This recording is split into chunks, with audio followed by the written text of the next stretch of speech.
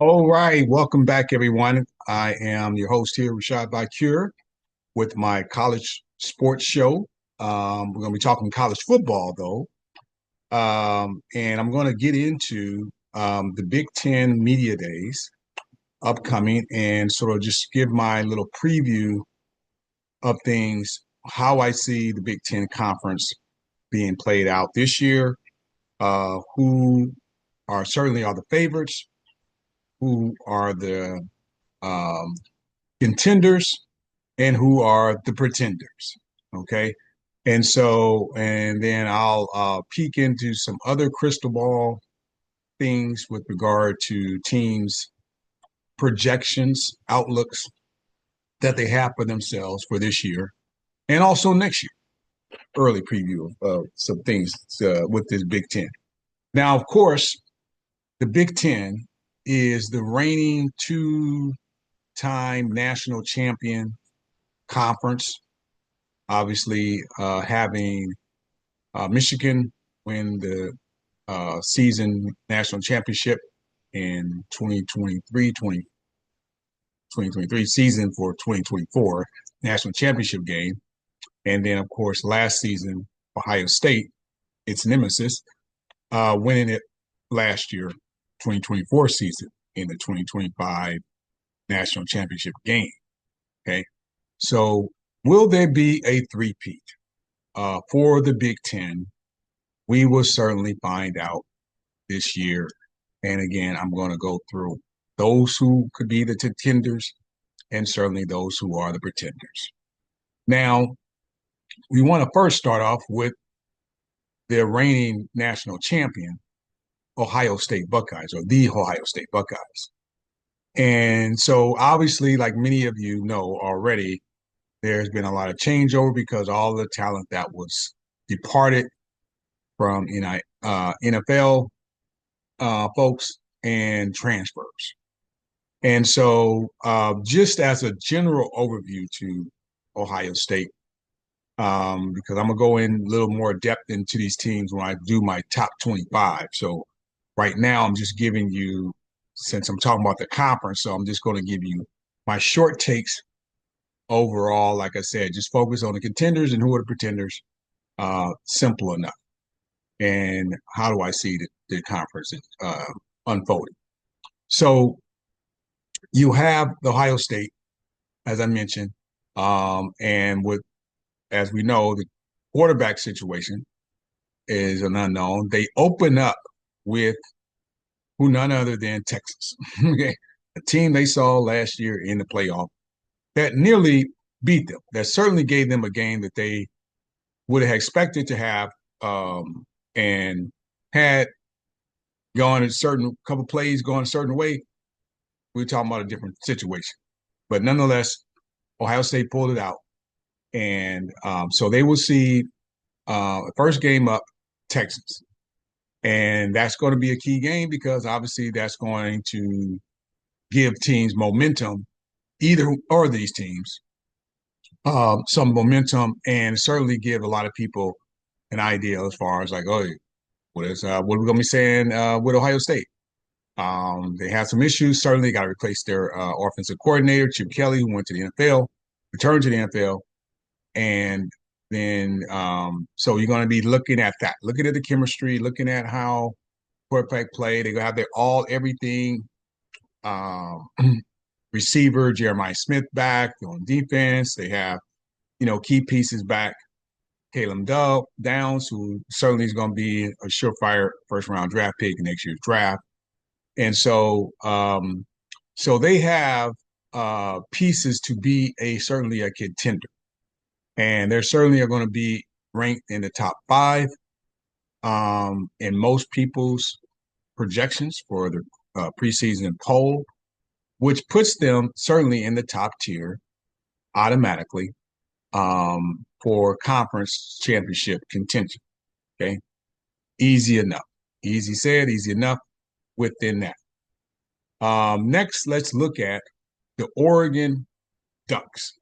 Now, Oregon, because Oregon is the reigning Pac, excuse me, Big Ten champion. Back to a Big Ten champion. So you got to give them their kudos, starting with those two, the national champion and the Big Ten champion. And Oregon, similarly like Ohio State, will have a change of quarterback. And we will find out exactly what they're made of, okay, with their series of games. And so, actually, a second here. Let's look at their schedule.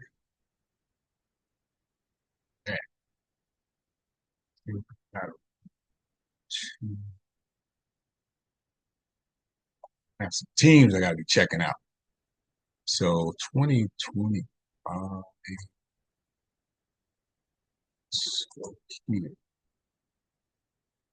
so pull this thing up. That's why I got this on here. Try to show this up here. See where we'll go. Right there. Okay. So look at their schedule. Starting off with Montana State, Oklahoma State, wins. Northwestern win, Oregon State win. Until they get that behemoth of a game with Penn State. Okay. That one, they're going to be going into a raucous house of Penn State, which is supposed to be a whiteout, I believe. It's a night game, so you know that's going to be tough. So I would pencil that one right now on my projection as an L. I'm about 85% sure Penn State will win that game. Okay, I do percentages, and so I'm percentaging 35%. I mean 85% the Penn State to win that game. Just so you know. Let's just go back. Montana State, 90% for Oregon to win. I was Oklahoma State. I'm confident in that one, about 90% in that one as well. 98% with Northwestern to win that game.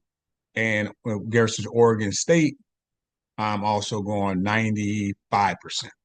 Okay, so I have higher confidence because that's an in-state game, and that's still bitter feelings. And then they're going to take a pause in playing for a few years. So Oregon State might have some things for them. So I'm going to say give them at least a little bit of a shot in that one.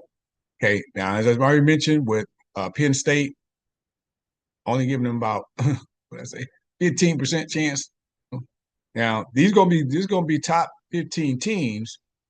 However, maybe even top 10, but still Penn State, I'm still going with them as a favorite to win the game confidently. That's just my confidence percentages that Penn State will win. If I'm maybe 85% sure that, uh, you know, just because they're at home at night, whiteout, and certainly they will be, you see here, ranked in the top something. So top 1, 2, 3, 4, somewhere around there. Okay, what's expected. And so then they get a bye week, easy win there. And then, of course, they play Indiana. Now, Indiana is not going to be no pushover. Okay, Indiana has reloaded with some good players, and so that could be an interesting game. But I'm going to go with Oregon since they're at home to pull that out. That's just what I'm looking at right now. I look at them, and so I'm going to give them about 70% chance winning that game right now. At home, 95% chance beating Rutgers. And then they have Wisconsin here. I'm going to go also at home, 90% chance at home versus Wisconsin. Then they take an off week, another one. They get an easy game by, so they'll win that one. And then they go to at Iowa. That's a tough place to play. And so, but I'm still going to lean on the Ducks to win that game. So my confidence is that one is I'm going to go 60% for the Ducks on that one. Then they have Minnesota. I'm going 75%. USC Trojans, Southern Cal. I'm going 85% chance there. So I'm giving them 85% chance to win. I'm really seeing that's going to be a game they going to want. They always play the Trojans tough up in Oregon anyhow, and whether Oregon anytime they play them these last number of years, 30 years plus, they've been playing the Trojans. And I believe, and if you look at the last 30 years, they really have probably like winning record against Trojans. One of the few teams that can brag about that. Um, so yes, and then they have their Pacific Northwest rival, Washington Huskies, and that's at Husky Stadium. So I'm going to go with that one, 65% chance to win that game. Okay. So there you have it with Oregon, just to kind of let you see that. So again, I went through Ohio State, didn't show you their season, didn't show their record, but they hold on to this. So Oregon and Ohio State, certainly two of the favorites. But there's another one right there who is going to be a strong contender. Well, I will get to here in a second. I'll get back into our schedule. On this, I already talked about them momentarily ago. We'll get to. So let's get to them. Staying right. Bear with me, folks. All right. So here we're talking about. Talking about Penn State. Okay, Penn State there.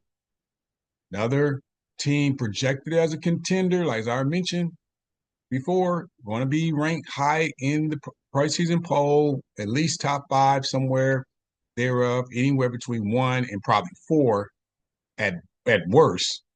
And then and certainly, obviously, they're going to be the favorite to win the Big Ten.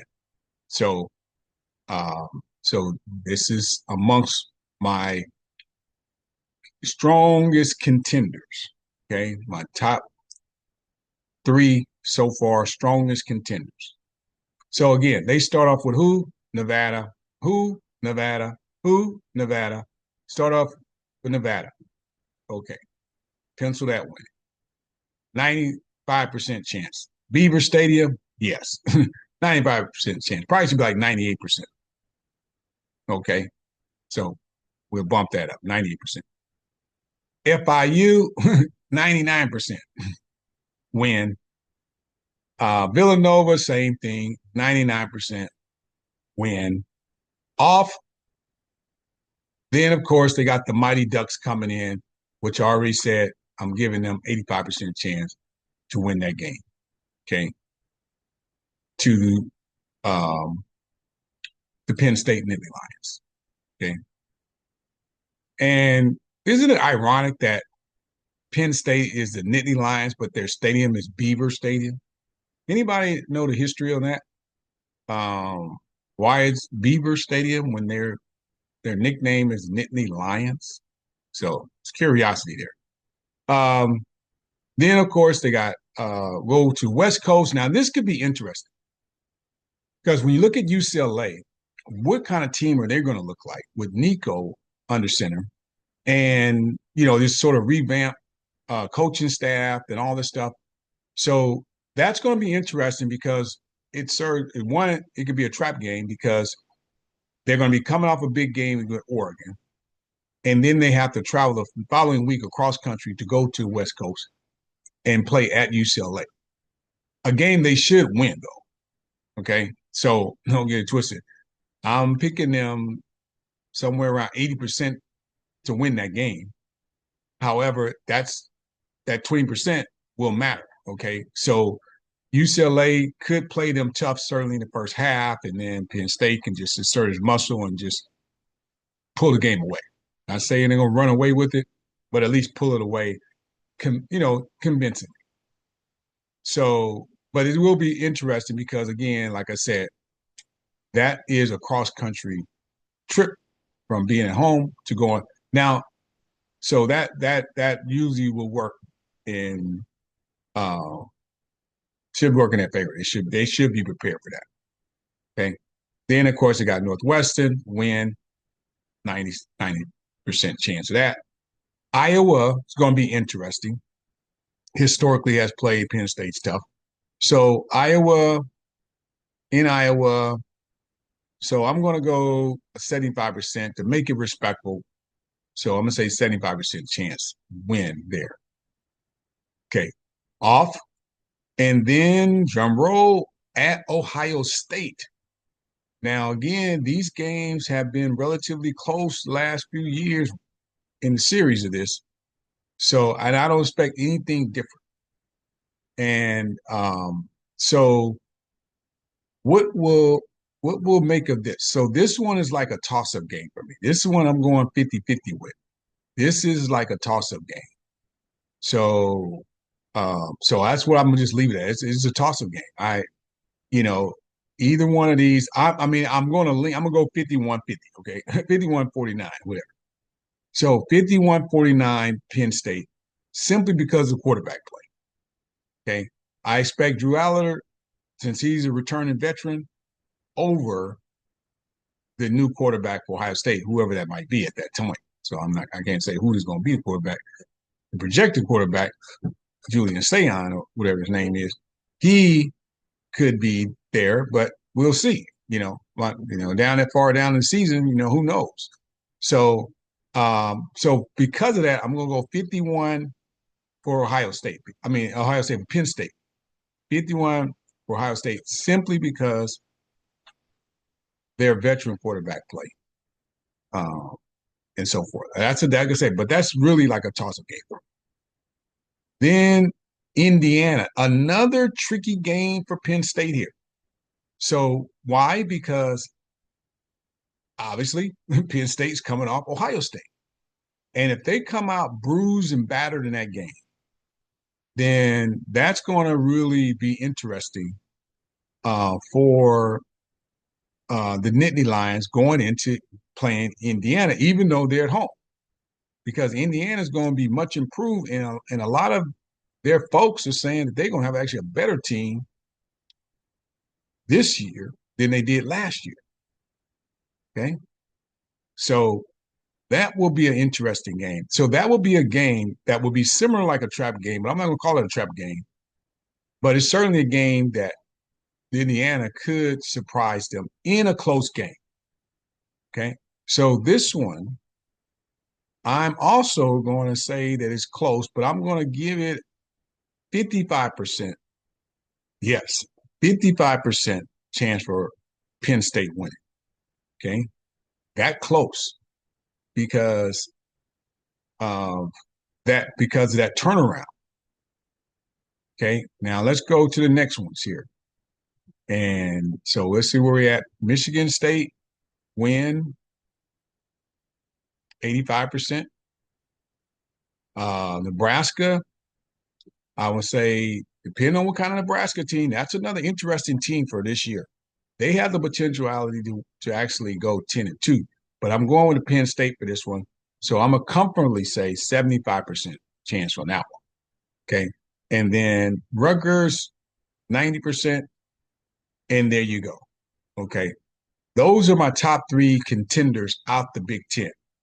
Now, let's get to some folks who just missed the cut of the true contenders, but will be key players and who knows could be this year's Indiana from last year in that sense of it. Starting with, let's go to Indiana. Now, I'm not going to pull up all of the season schedules and all this stuff like that on this right now. But let me just kind of talk about some of the teams that I see just under the cut of the serious contenders. I'm talking about for the Big Ten championship here. We're just talking Big Ten championship. I'm not talking about national championship. I'm just talking about Big Ten championship. So just under that, obviously Indiana, because what Indiana did last year, and people was poo-hooing about their schedule or whatever. But hey, who did they play? Two big names, Washington and Michigan, who played in championship the year before. No one expected them to fall off as they did and have the seasons that they did. That wasn't predicted. So you deal with the hand you dealt with. And that's what people need to be understanding and quit all this crying about this and that and the other. You play as you play, and they definitely played up to the level when they played the teams they played, and that's the metric that you got to look at with what Indiana did. And even in that Ohio State game, I know folks don't want to be acting like, oh, but there were some opportunities in that game that just got away from them, you know. And of course, I'm not saying that they would have won the game. And I had already made a recording on this from last year, so I'm not going to rehash all that. But I'm saying that they could have made it interesting, more interesting than what it was, and not look as bad as they did with a couple little things. So anyway, the point is, Indiana, I'm expecting to beat there. I'm one who has them potentially projected in that 9 to 10 win ratio for this year. 9 to 10 wins, they have seriously opportunities to get 9, 10 wins. Not necessarily enough. That's why they're behind. Because if they was going 11-1, 12-0, then they're going to be the contenders. But they're just under that. I'm talking about the teams that are just under that. Now, these are teams who I look at as 9 wins, 10 wins out the season. Okay. So behind them, other team who I just said a minute ago, Michigan. Okay. Again, quarterback play is key. How they're going to do with the quarterback play. I expect their defense to be very good for Michigan. The offense, if they can score points and do some stuff, like I said, they got some good key transfers in, and and so they're going to be there right under that. So, like I said, they could possibly have the 10 wins as well, depending on how some things go. So watch out for Michigan, and especially what's going to be a big test when they have to go to LA and play the USC Trojans in there. Okay, now, so you got Michigan, you got Indiana, Illinois. Okay, Illinois will be another team that's ranked in the top 20. Just like we're gonna probably have Michigan, just like all these teams I'm talking about, they're gonna be probably preaching ranked. They're gonna certainly gonna be in my ranking. That's why I'm mentioning it. So Illinois is another team that pops up. Will have some early tests because they play Indiana early. They play also Southern Cal Trojans early. So they're going to have some opportunities to prove themselves. And again, that could be an early determinant on how well they do going into the Big Ten play and where they end up.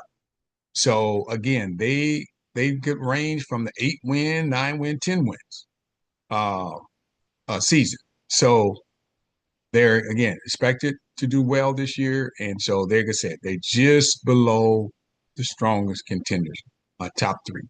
Okay, now let's go to the next one after that. Who falls in now it kind of slides a little bit, but not too much, and that's Nebraska.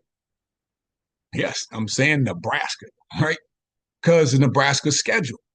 Nebraska has a good schedule that they can possibly be 10-2.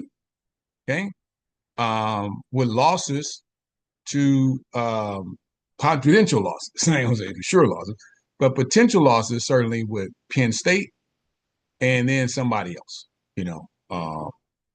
Can take your pick on that.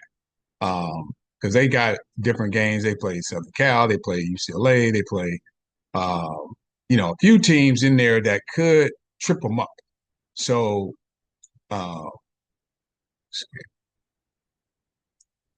so go through this. Let's see.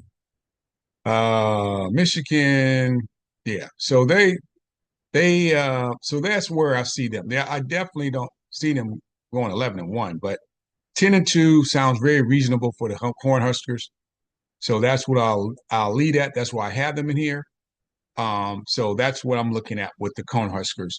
Potentially 10-2, 9-3, 8-4, somewhere in that ball game, in that ballpark, somewhere around there.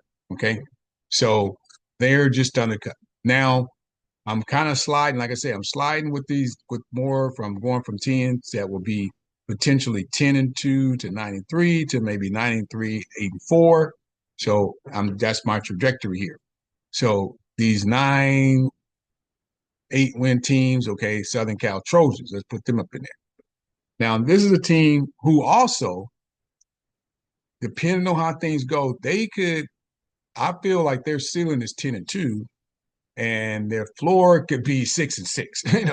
I mean, that's how drastic it is with these guys. I mean, and I mean, but realistically, I mean, they can go 5-7. I mean, with the way their schedule is so loaded. And I do want to pull their schedule up actually because, like I said, they have some very interesting games on their schedule that needs addressing. And I'm going to get to their 2026 schedule too because of this projections with them. Okay. So let's look at over here. Let me check this out. So pull them up. Okay. Now, again, they start off with a few cupcake games. Missouri State, Georgia Southern. Georgia Southern actually not so much of a cupcake. They're going to play them. They're going to play them. Okay, Georgia Southern is they're going to play them. I don't know how long, but they're going to play them. And then Purdue's going to be interesting because they have a new coach. They'll be at home. First Big Ten game, so they're going to be fired up. But I still don't think they have enough right now to beat Southern Cal. I'm anticipating Southern Cal starting off 4-0. Well, yeah, we supposed to say 4-0, beating Michigan State. But Michigan State game will be interesting. Nonetheless, don't sleep on that game because Michigan State could potentially pop. I mean, they have a good coach, Jonathan Smith, who knows Southern Cal very well, having been from the Pac-10, been Oregon State's coach. Oregon State, one of the top players in the history of the program, and all that stuff. So he knows their pedigree. He knows Southern Cal inside out. So he will have his team prepared for them. Okay, so like I said, don't sleep on that. Like I said, I'm giving that game really about a 65% for Southern Cal on that. So don't just think that they're going to just roll over Michigan State because of what they did last year. They're going to be revamped. They're going to be better as a team this coming season. They got a wide receiver out there that can ball. I mean, he's just short of what Jeremiah Smith was, for Ohio State over there. Then the big test for Southern Cal is going to Illinois. This one I have them penciled in as a loss. Okay, I have them penciled in a loss with about 35% chance on that one. I really believe Illinois will be well prepared. Now, this is where they go into this gauntlet of a schedule, that's going to be very tricky for Southern Cal. So obviously they got off. Then who do they come up with? Michigan. Okay, if Michigan is playing up to par, then that's going to be some kind of game. Okay, and again, people like to rehash history and say, "Oh, if there was this play, that play," like sports fans do. They're talking about, well, we could have beat Michigan last year, but you did, okay. And so Michigan, they going to come in this game not intimidated of anything going into playing into Southern Cal. So that could be a tricky game for Southern Cal because what happens is they lose that game, then they got to turn right around and go to Notre Dame, which I'm not expecting them to win that game at Notre Dame. Again, I got Notre Dame 85% on that one. So I'm not expecting them to win that one.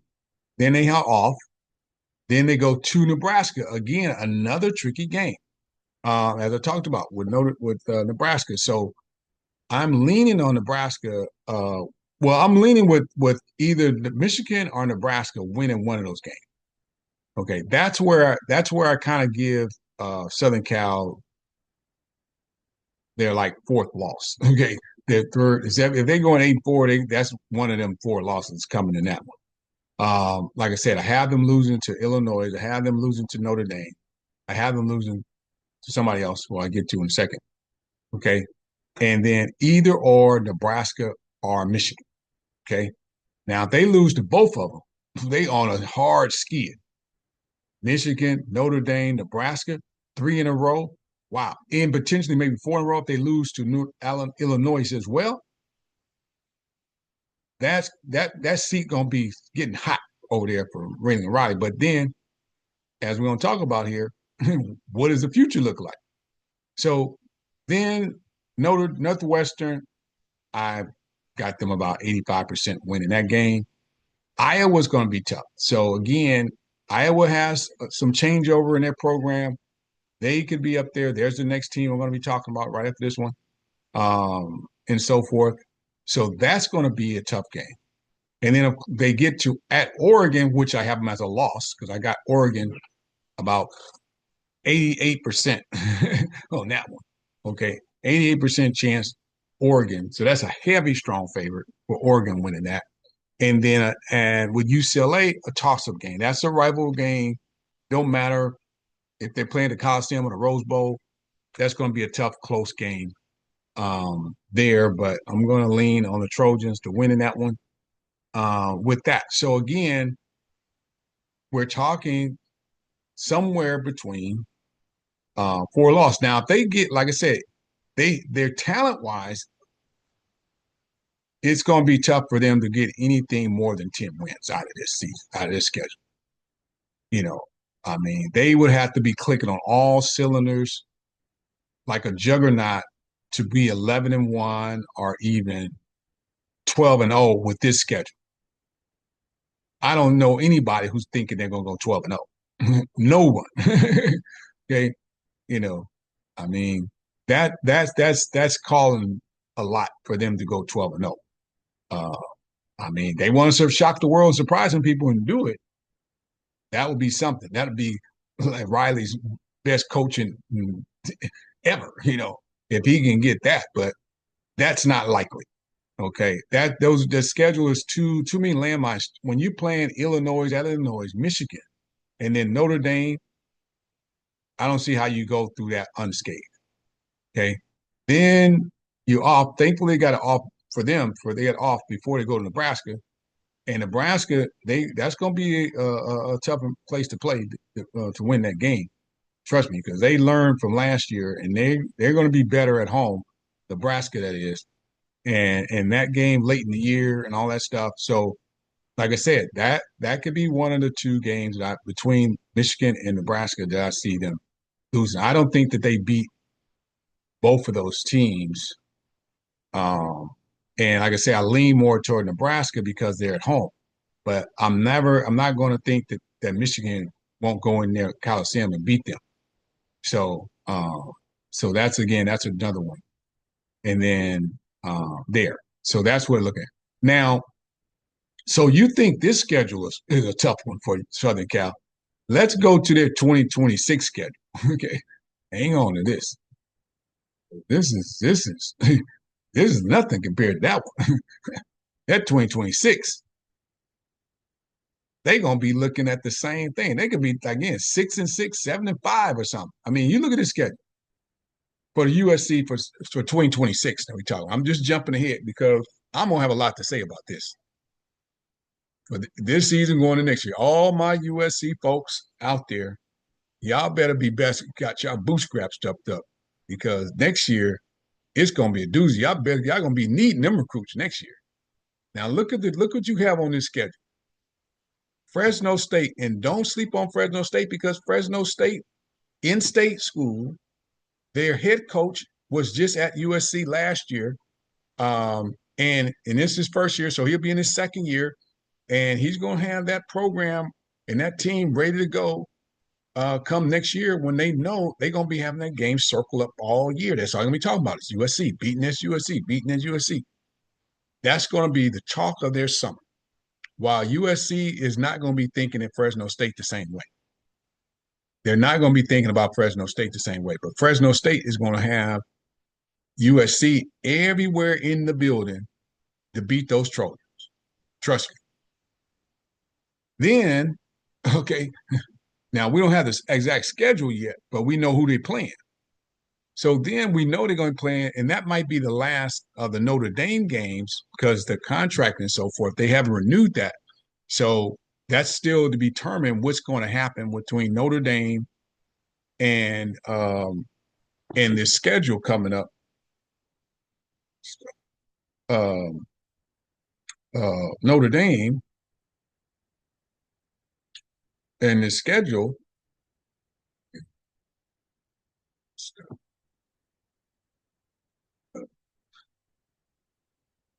Uh, so Notre Dame and his schedule. So we have to find out. Get my name set up here. We got to get this thing. So, folks. Okay, here we go. So we have to look at this. Sorry about that. So Fresno State, then they have Notre Dame, then they have Indiana, they have Penn State. Now, just looking at those four games, especially those last three, Notre Dame, Indiana, and Penn State, you think they're going to win all three, four of those games for next year? I don't know. I don't think so. I don't think so. And I'm not done yet.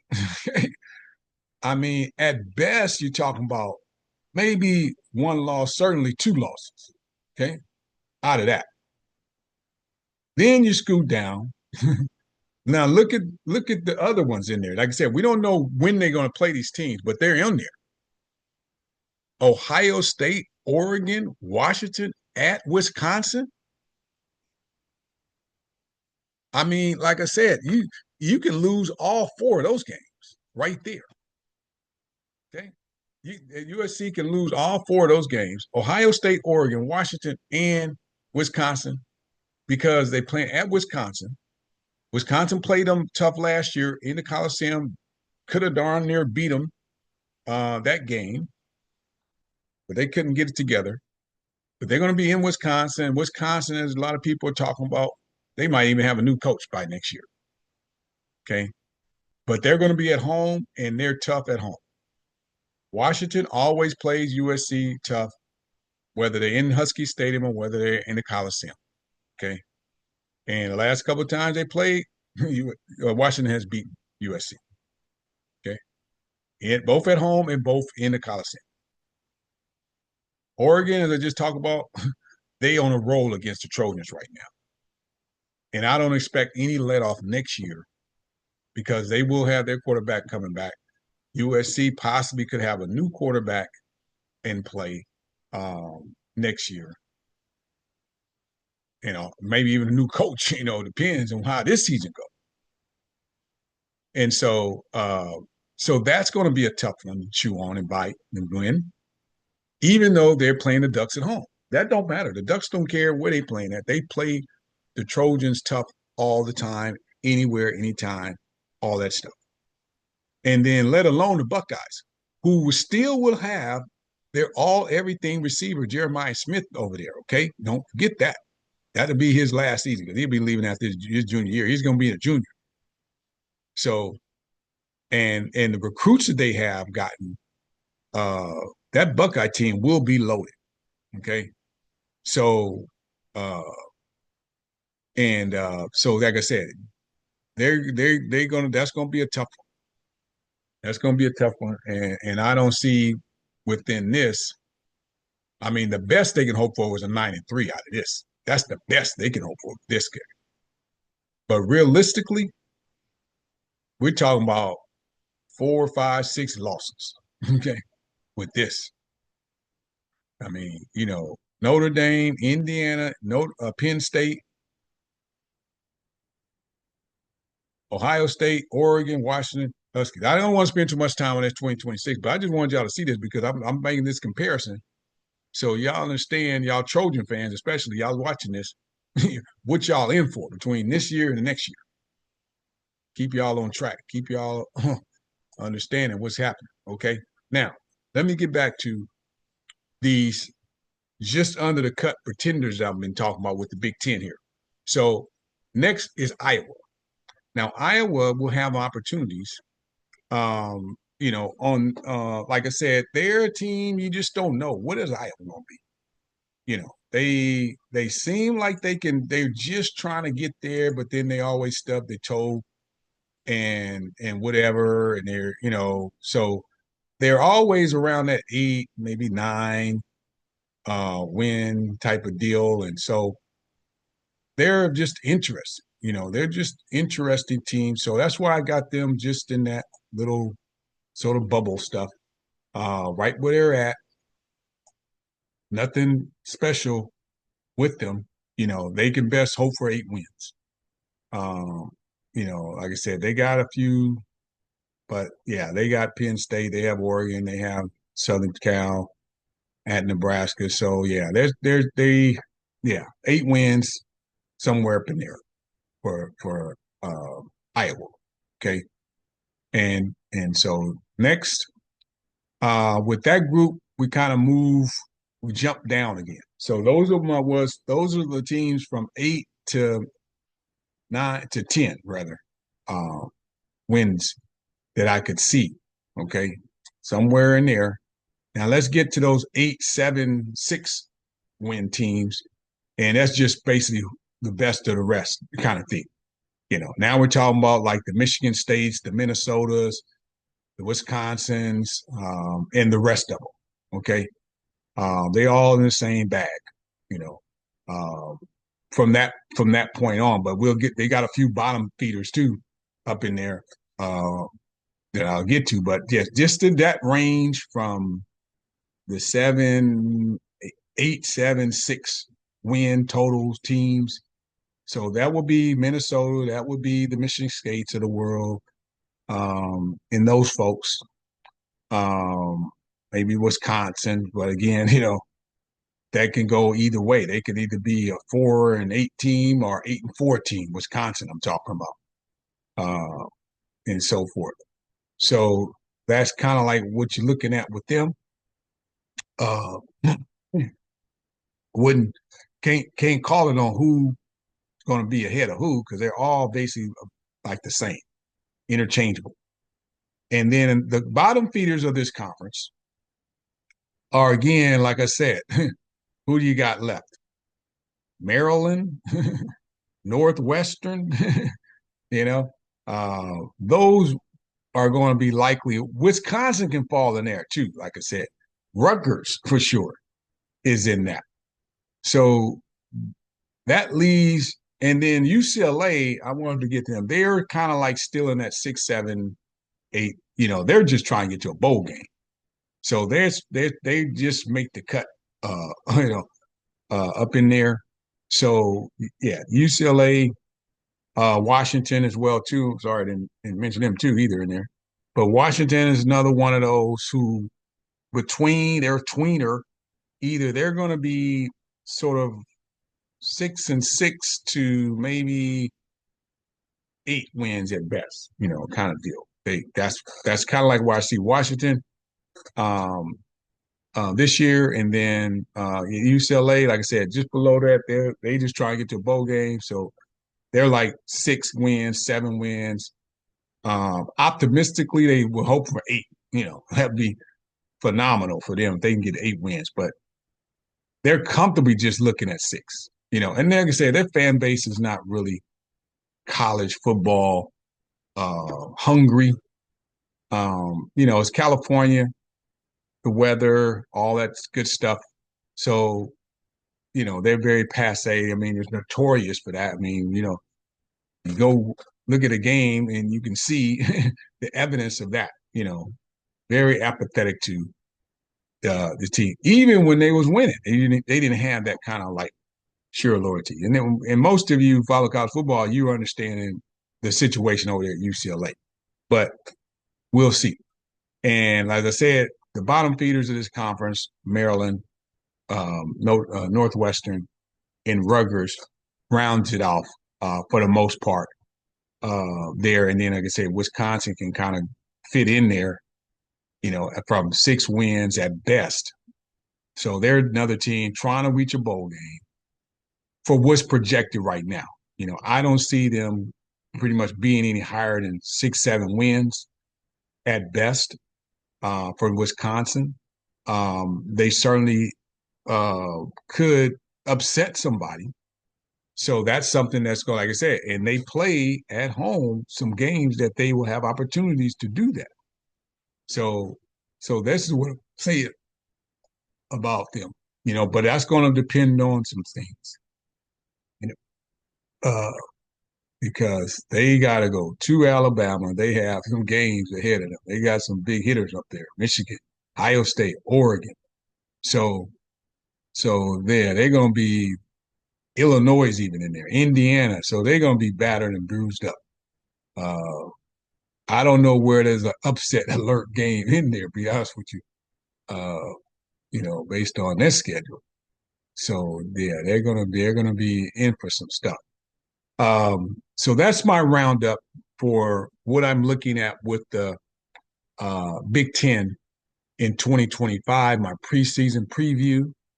Um, so my contenders are pretty clear who the top dogs are.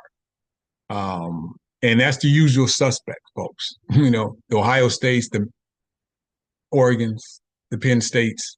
I mean, you can't, because they've shown that. Like I said, just below that, I do have Michigan. I do have, a couple other ones in there that's Indiana and stuff, but not they aren't looked to be ahead of them, you know. Um, not at this point. So that's what I'm going to stick with. And so your next Big Ten champion, I'm predicting, is going to come out of those three this season. Um, and like I said, we could get a rematch, Penn State Oregon game, um, not only for the Big Ten championship, but also a rematch from the season the game they're going to play this year in the Big Ten championship as well too. So that would be interesting. And Oregon, I don't know if they want to play a team twice. They didn't do too well when they had to do that with Ohio State last year, and I was at that game. So they might be just thinking simply enough, um, but whoever they got to play, they're going to be ready to play. They're going to hope so. They're going to be ready to play. But I look at certainly Penn State, Ohio State, and Oregon as favorites for the conference title. So I'll go with Penn State right now. Will be the team that I would say that will win the Big Ten. Because of the quarterback play and the schedule favorable for them having Oregon at home, even though they do go to Ohio State. So they're going to play these teams. So we'll get a sort of a round robin. Oregon doesn't play Ohio State, but Penn State plays both Oregon and Ohio State. So we will know what Penn State measures up to from those two games. Okay, and they get Oregon early, so that's favorable to them. And then the unfortunate is they're gonna have to go to Ohio State, and like I said, that could potentially affect them if how they come out of that game, and then the following week when they have to play Indiana, which could be sitting over there ready to go with them guys. So that's gonna be an interesting matchup there. And that's what I'm going to conclude with for you folks. Please like, share, add your comments in. Looking forward to some more producing more videos on the year as we get closer to the start of college football 2025, which I'm really excited about. And I know many of you are, because you have had a lot to say. I've just been sitting on the sidelines with regard to where we at and all that stuff, because we're not there at the season yet, and everybody just got something to say just to keep their shows going or whatever. And so now we're getting weeks away. It's time to really start ramping up on some things as far as what we anticipate with the college football season. So, and that's where I'm starting to jump in.